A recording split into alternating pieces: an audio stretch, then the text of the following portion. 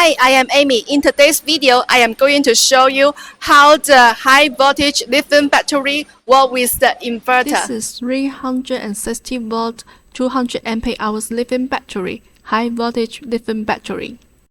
And this is the 50 kilowatts three-phase inverter.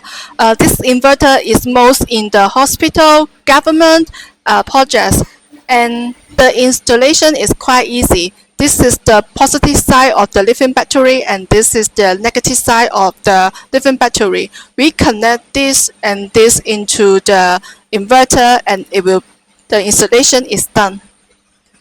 Installation is very easy. We have the installation manual, and the users do the installation. The wiring diagrams according to the installation manuals is okay.